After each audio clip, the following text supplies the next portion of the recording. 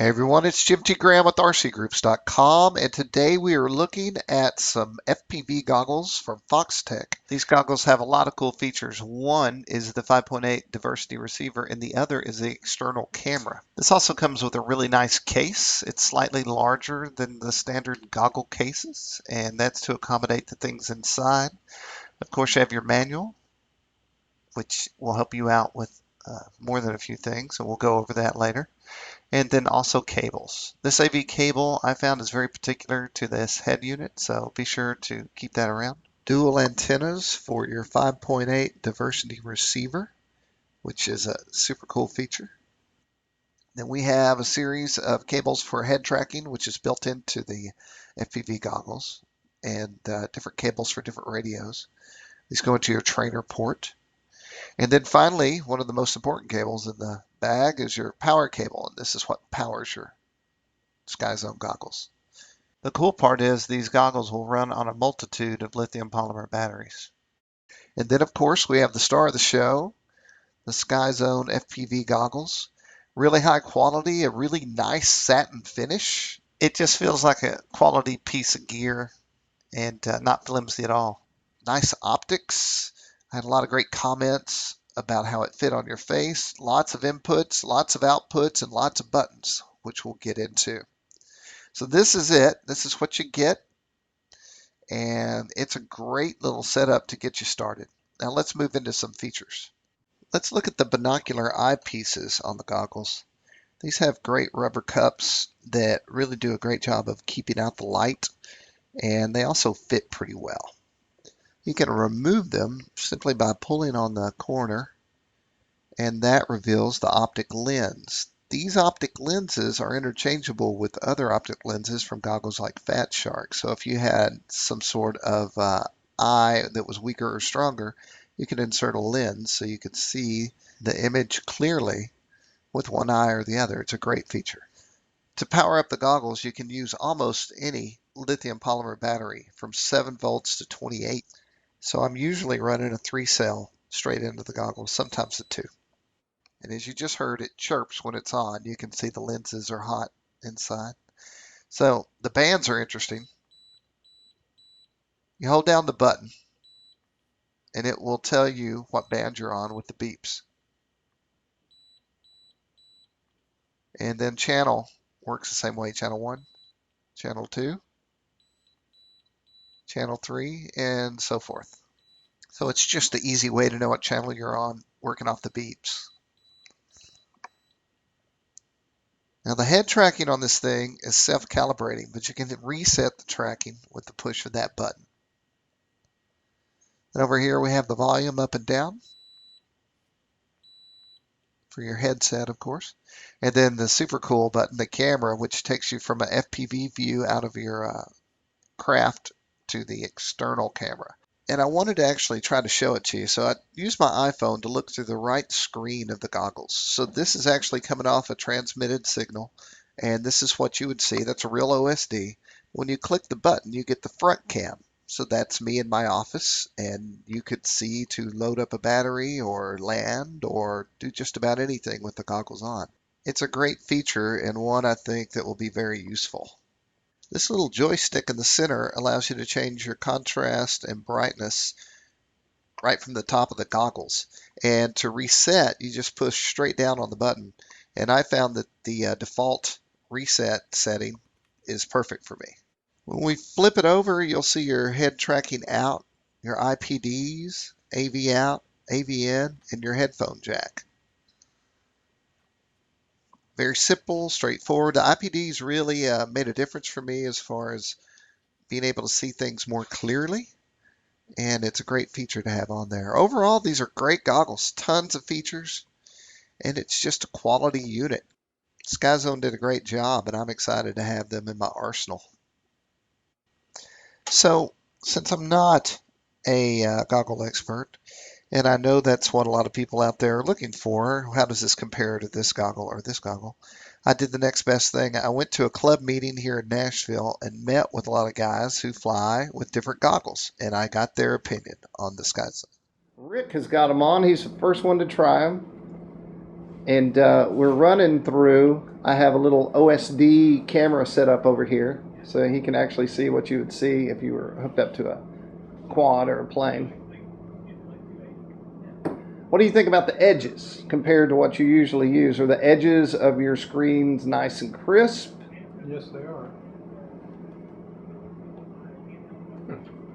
They are. They're good and crisp and straight in all four corners. And then it has the adjustments for your eye. And yeah, how's that working for you? I haven't been able to find that yet. I think it's underneath. Yeah, it's right where your thumbs are. Yes. Okay, there we go. That's the eyepieces. Okay, the video is good and clear. And then how about your OSD? Is that It's looking good? Yeah, it looks good. It's good and clear. Well, to compare it against the Cinemizers they're a little bit higher resolution, and they are a little bit clearer than these actually.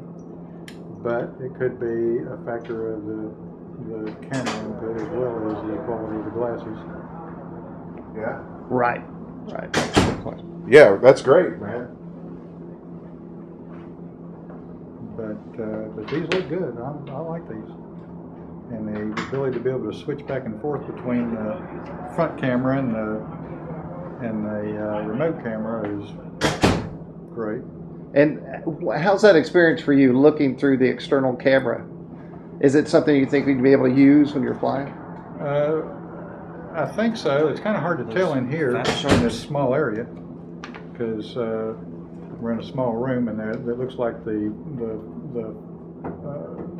zoom factor on the lens is set to be farther out. Right, right. And we're in such a small confined area. I'm like, everything's right there. Right.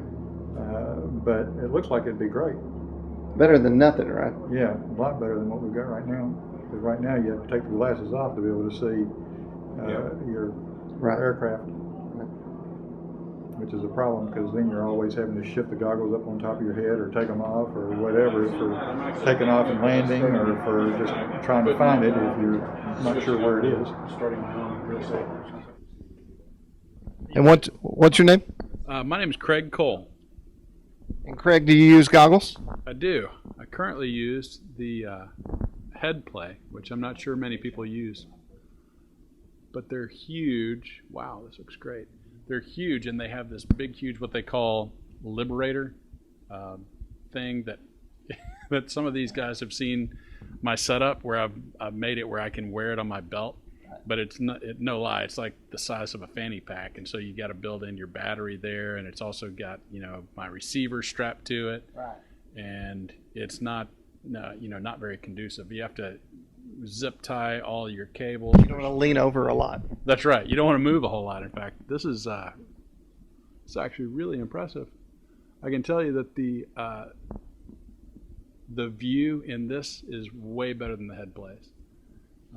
I don't even think they sell the head plays anymore.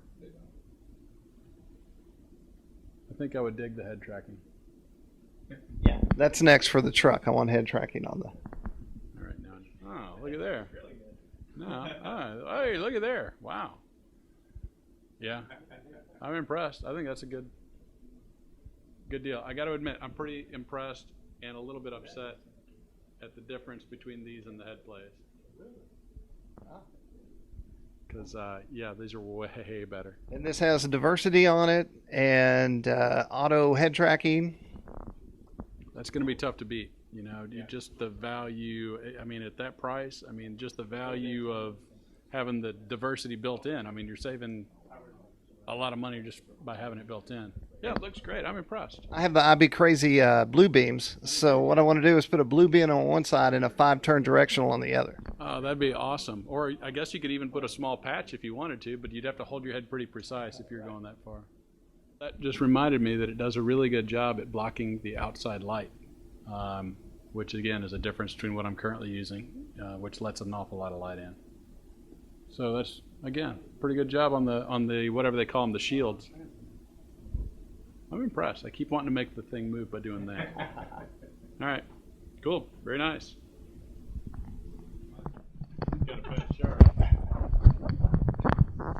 What's your name? My name is Matt Barker. These are a lot brighter. There's a button right here that let you switch from the camera on the front of this Oh, to the camera over here that it's seeing like what would be on your FPV. nice. Okay, this is nice. Yeah, this is actually useful because you almost have it's a little distorted, but it's a normal field of view that you would probably normally be used to. So you don't have to take the goggles off, because one of my big problems, well, I don't know what I just did there that made the sound, but is when I'm flying, the fat sharks are real dim. So when I'm outside in a bright day, and then I take these things off, my eyes try to adjust. So with this, I could probably switch the camera and, do what I needed to, or switch a battery or do something. I'd look kind of funny at the flying field, but this could be nice, especially on a bright day, because your eyes are, even though no matter how bright these are, which they appear brighter than the fat sharks I have, you're going to have that problem. But this is nice where you can actually, use that. I've actually positioned my copter sometimes where I could, see the battery and stuff and change it out. So it's like is it like the head tracking?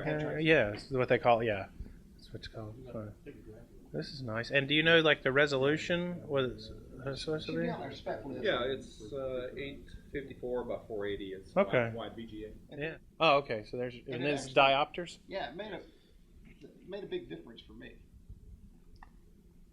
Making it look Yeah, I think they were set pretty good where I found them. So yeah, that's nice. These are good. How much are these? These are $400 right now. Okay. With diversity receivers. It's 5.8. 5.8. Yes. With diversity? Yeah. Nice. Yeah, this is nice. It's definitely a lot brighter and more usable. This is nice. Oh, look at that. There's my hands. Yeah. And then when you switch this button up here, which is right up here, I'll let you push it. When you press that, you'll get the other camera. Okay. So that's actually really cool. That is nice. Yeah, it's got all the telemetry on there. So what do you think, like the OSD, how's the OSD look through those things? Crisp, can you read them? Yeah, it's better coming out of the FPV camera over there as opposed to this. But that is handy. I can see my hands. It's kind of like a video game in front of you. Yeah, like I can read this. Thunder power. It's pretty neat. That looks awesome. I gotta take a Hey everyone, this is our own Jason Kohl. And it does, you look pretty radical, dude. Yeah, is this a good look for me? So Jason has had goggles in the past, but he's an LCD guy, but he told me the other day if he was just out pure flying FPV, he'd prefer to have goggles. So are you looking at the OSD in the camera view? I am, yeah. And, I guess the first thing that I noticed is how comfortable these feel. I mean, the last pair I had were like the Vue6 Wrap 1200s. Right. And those were a really nice high-end set of goggles.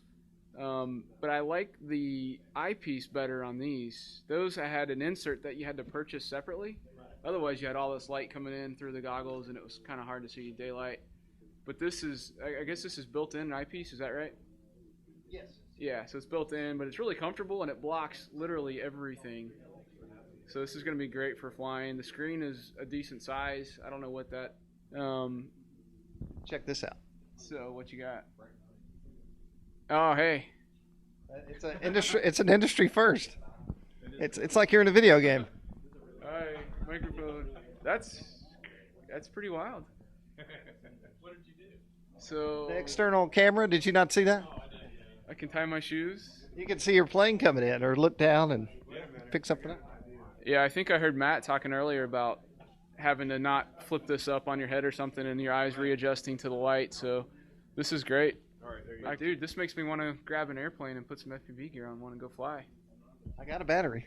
You could totally do it. All right, so Jason gives us a thumbs up and he's ready to go get a pair, right? Let's go do this. So while I'm not an FPV pro, I thought it would be great to have the opinion of guys that have used a lot of different kinds of goggles, which is exactly what we got. And they seem to all really like it. I've had these goggles out in the field, and I'm hoping once the weather lets up, I can get out again and let some guys put them on and see what they think. And just to go over some quick facts once again, the Skyzone goggles have an FOV of 30 degrees diagonal. The resolution is 854 by 480, which is slightly higher than other goggles. It has the 5.8 diversity receiver and diversity antenna inputs. It supports 4 bands and a total of 32 channels. And the optics that you can insert in these goggles are the same optics you can purchase for other goggles, which is great. So that means you can get that now. I will use the AB out to go to my 7-inch monitor, and while it definitely mirrors the diversity signal to the monitor, it does not mirror the front camera. But overall, I was just really impressed and really blown away. I want to thank Fu at Foxtech for sending me the goggles and leading me farther down my FPV path. I want to thank all of you for watching the video. Hopefully I've answered some questions and shown some of the features on these great goggles. And check out the story on rcgroups.com. I'm Jim Graham. Thanks for watching.